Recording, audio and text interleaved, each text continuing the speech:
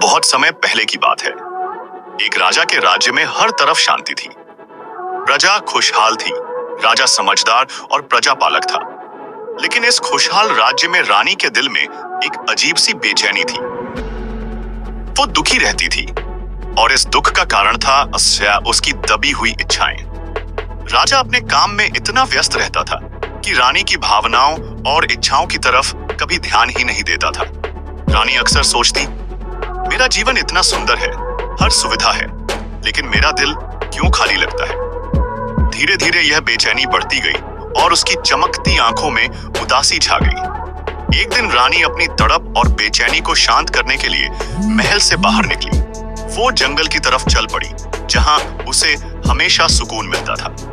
चलते चलते वो एक घने पेड़ों के बीच पहुंच गई, जहां उसे एक साधु ध्यान में बैठा हुआ दिखाई दिया। साधु के चारों ओर एक रहस्यमय आभा थी। रानी ने कुछ पल उसे देखा, फिर हिम्मत जुटाकर पास गई। उसने हाथ जोड़कर कहा, महाराज, मैं बहुत दुखी हूं। मेरे पास सब कुछ है, लेकिन मेरा मन बेचैन है। मेरी इच्छाएं मुझे चैन से जीने नहीं देती।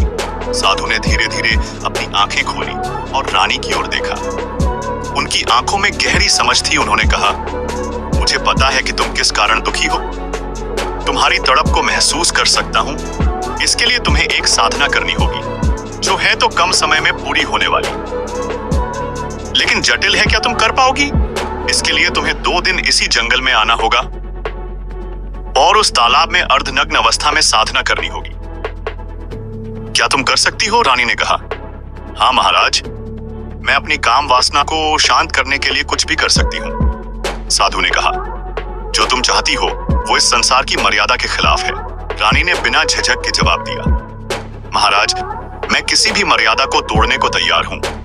बस मेरी यह बेचैनी खत्म कर दीजिए। ठीक है, आज रात से ही अपनी साधना शुरू करो। 2 दिन 2 रात रानी तालाब में अर्धनग्न अवस्था में खड़ी रही।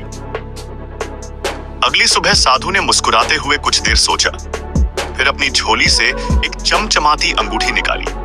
उन्होंने कहा, यह कोई साधारण अंगूठी नहीं है। जब भी तुम इस अंगूठी पर हाथ रखोगी और मुझे याद करोगी, मैं तुम्हारे सामने प्रकट हो जाऊंगा, तुम्हारी हर इच्छा पूरी करूंगा। लेकिन याद रखना, इसका उपयोग समझदारी से करना, वरना इसका असर विनाशकारी हो सकता है। रानी ने झिझकते हुए अंगूठी ले ली। उसने साधु को धन्यवाद दिया और महल लौट आई। महल में लौटने के बाद रानी का मन उथल पुथल में था। उसने सोचा, क्या सच में यह अंगूठी काम करती है? उसने साहस जुटाया और अंगूठी को अपने हाथ में लेकर साधु को याद किया। अचानक साधु उसके सामने प्रकट हो गया। रानी की आंखों में एक चमक आ गई। उसने धीमी आवाज में कहा, महाराज, मेरी इच्छा है कि मैं उस सुख का अनुभव करूं जिसे अब तक मैंने सिर्फ सपनों में महसूस किया है। साधु ने उसकी इच्छा को पूरा किया। रानी ने उस सुख को महसूस किया जिसे वह इतने समय से तरस रही थी। रानी की इच्छाएं अब शांत होने के बजाय और बढ़ने लगी।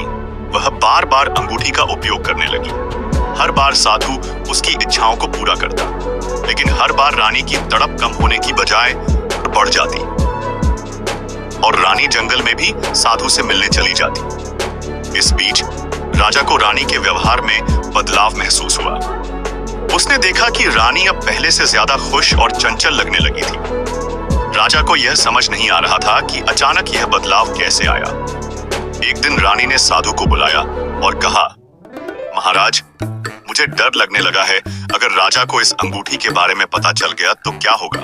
साधु ने मुस्कुराते हुए कहा, जो हो रहा है वो तुम्हारी इच्छा से हो रहा है, लेकिन याद रखना, हर चीज की एक सीमा होती है। अगर इस अंगूठी का उपयोग बार बार किया गया तो इसके परिणाम गंभीर हो सकते हैं। मैं कोई साधारण इंसान नहीं हूं, मैं यक्ष हूं। आहिस्ता आहिस्ता कामुक रानी का मन भी शांत हो गया। धीरे धीरे रानी को एहसास हुआ कि उसकी इच्छाओं की कोई सीमा नहीं है। वह हमेशा अधूरी ही महसूस करती है। उपयोग केवल अपने शारीरिक इच्छाओं की पूर्ति के लिए करना बंद कर दिया और अपनी ऊर्जा को दूसरे कामों में लगाने लगी। राजा से भी उसने अपनी भावनाओं के बारे में खुलकर बात की। राजा ने रानी को समझा और उसे अपने जीवन का एक महत्वपूर्ण हिस्सा बनाकर उसकी भावनाओं का ख्याल रखना शुरू किया।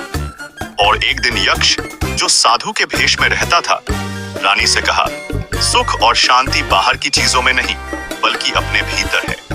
अगर तुम अपनी इच्छाओं को नियंत्रित करोगी तो सच्चा सुख तुम्हारे पास ही होगा। रानी ने साधु की बात को समझा और फिर कभी उस अंगूठी का उपयोग केवल अपनी शारीरिक इच्छाएं पूरी करने के लिए नहीं किया। यह कहानी सिखाती है कि इच्छाएं अगर काबू में न हो तो वे हमारी जिंदगी को तबाह कर सकती हैं। सच्चा सुख बाहरी चीजों में नहीं बल्कि हमारे अंदर की शांति में है। यदि कहानी आपको पसंद आए तो चैनल को लाइक, शेयर और सब्सक्राइब जरूर करें। धन्यवाद।